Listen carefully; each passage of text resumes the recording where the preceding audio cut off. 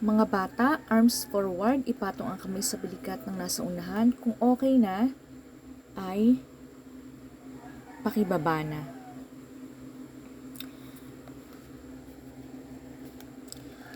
Hello madlang people, ito po ang continuation ng Family Day ng mga Digger. Ito po ay part 4, ito po ay games. So ito po ay straw at bote.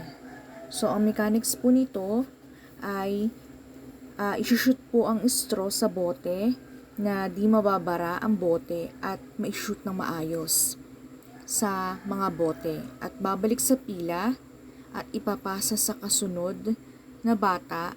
Yung tapos na po ay uupo na sa likod. So ayan, dyan po makikita yung mga bata na makikita po yung kanilang mga skills. So, dyan po, para pong pinaka extracurricular activities nila yung paglalaro. So, diyan po makikita yung mga bata na marunong makinig,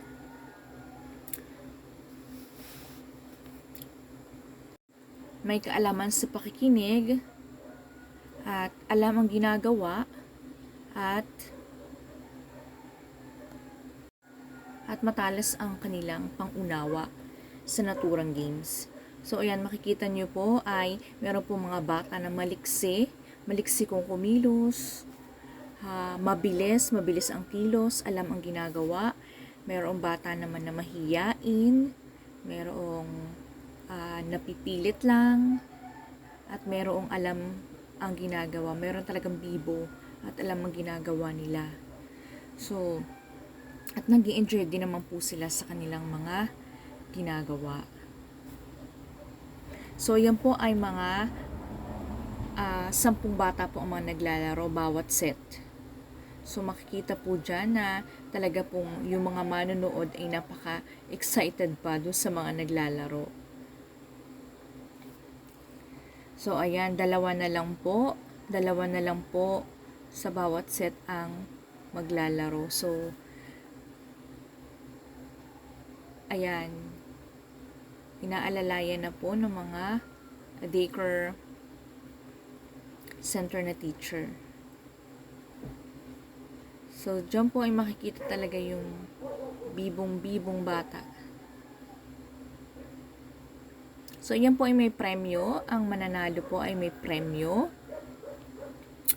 So, at may consolation prizes din po para hindi naman po lugi yung mga bata. So, ayan, may nanalo na po. Ayun po yung linya ng, makikita nyo po yung dalawang bata na nakadilaw. So, sila po yung nanalo. So, nagkaroon po sila ng premyo. Ang premyo po niyan ay biscuit. So, may consolation prizes din po para sa mga natalo. So, iyan po ay lollipop para pampalubag loob po naman.